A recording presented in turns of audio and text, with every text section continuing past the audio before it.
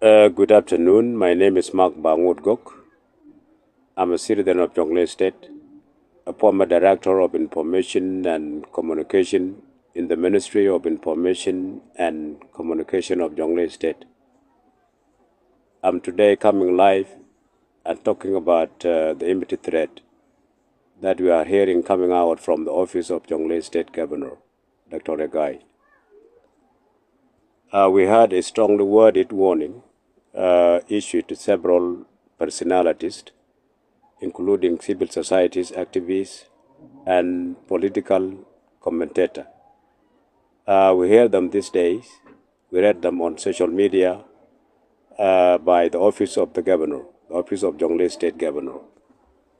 It means, as someone who is well informed of the situation in the state, I'm aware of the fact that those who are telling the governor of Jonglei State truth, those who are telling him truth about the impossibilities, about the difficulties of his unjustified decision.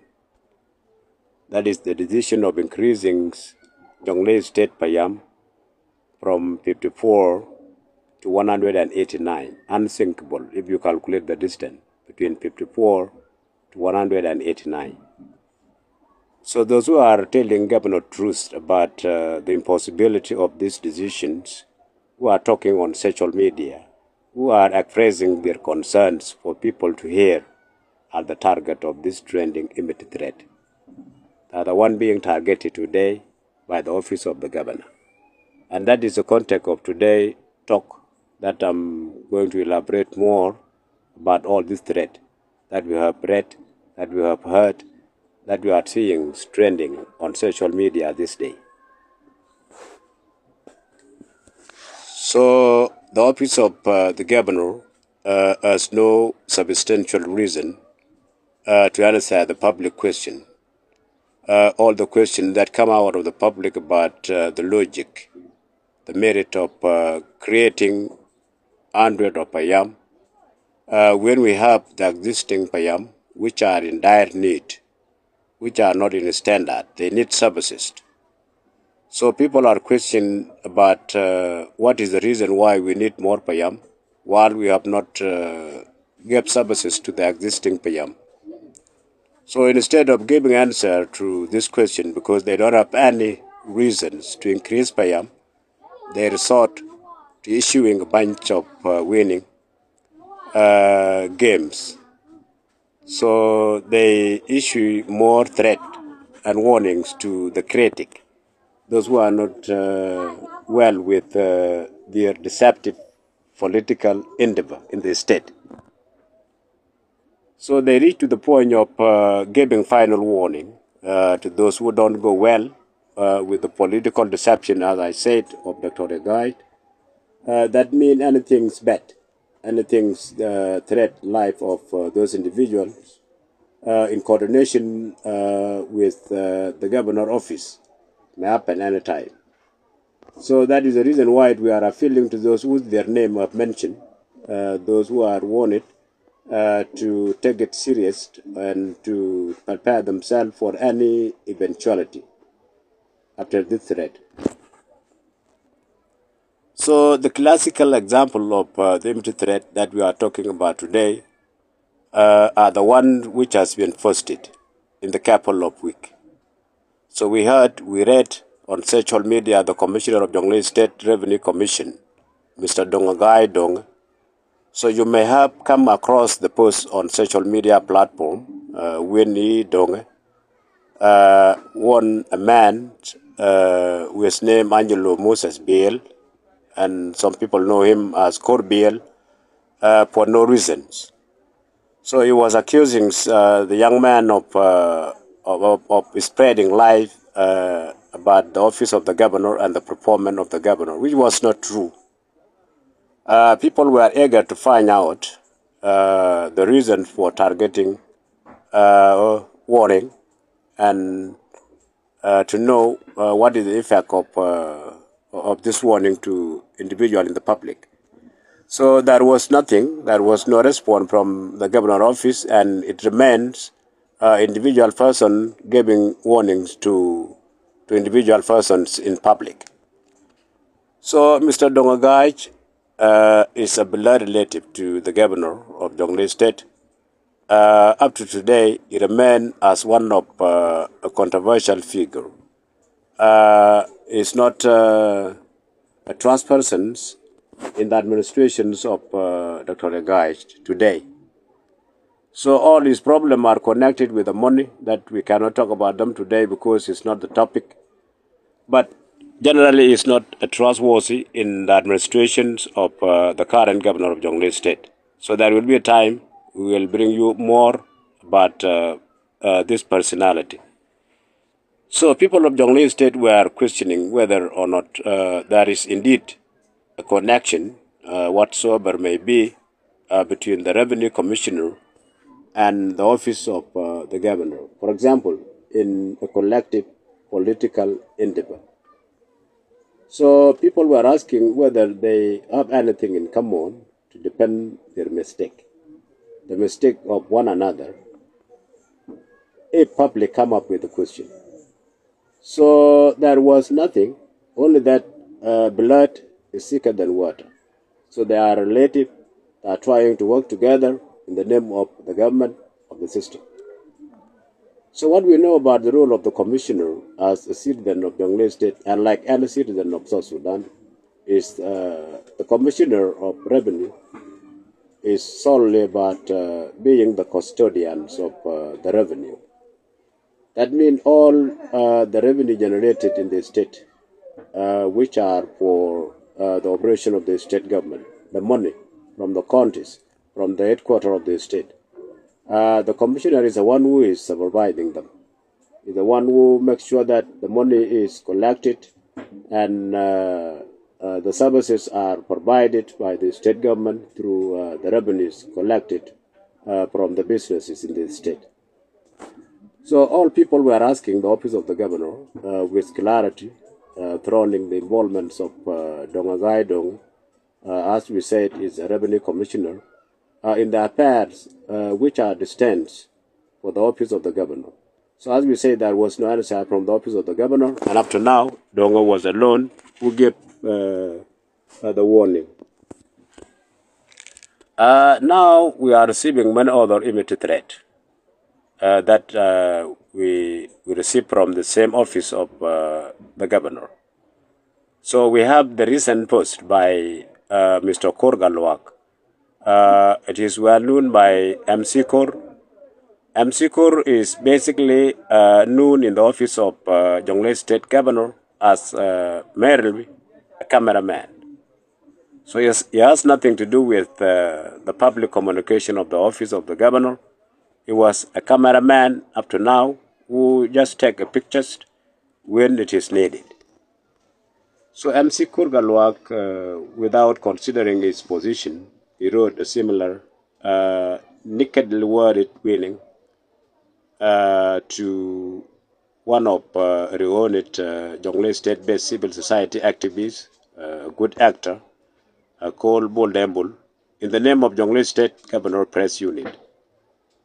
So this is another scandal coming out from the office of Jonglei State Governor. Someone who is a cameraman staged a warning toward a public figure, toward a civil society activist who was questioning the merit of the governor's decision.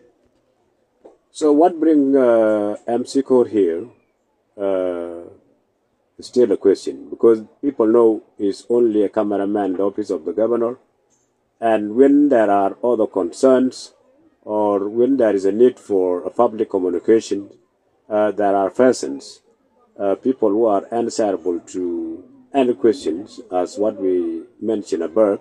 Like, for example, when there is a concern, the executive director in the office of the governor is the one who can write in the name of the governor. And if it is a thing that concerns the Secretary General, that is the whole government of the state, the Secretary General of the state government is the one in position to take charge to write in public And if needed, maybe, for some cases, the press unit in the office of the governor, by the press secretary, not by the cameraman, can write. So that gives us the reason to think about the loosey threat, as we call it, immediate threat, that people are giving to individuals in public. So they were not to be like that if this thing was authentic. If they were to be genuine, there would have been a process to be taken by the office of the governor to give warnings to a public figure. Those individuals whose identity and name and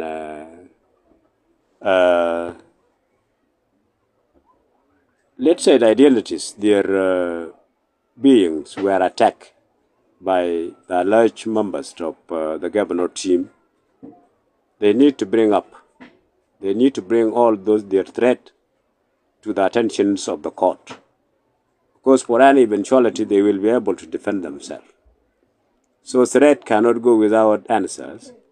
So they have to give this threat to the attentions of court so that people who are giving them threat will be cautioned. And if not, in case of anything that happened to individuals, so the persons will be responsible.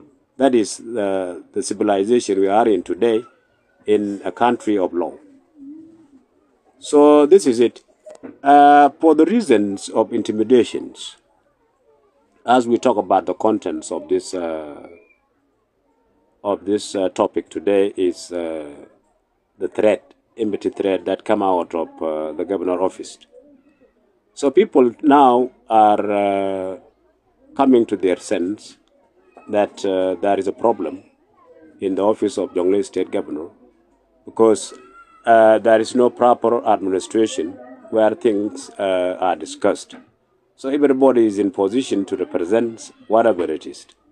So that's why we see a person who is not associated with the office of the governor is giving warning to individuals.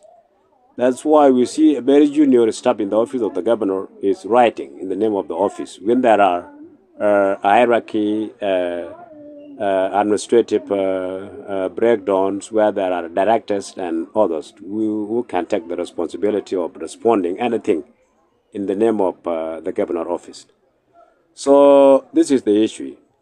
And for other people who are always airing the concerns of some individuals about increment of the Payam, the reason are as we explained.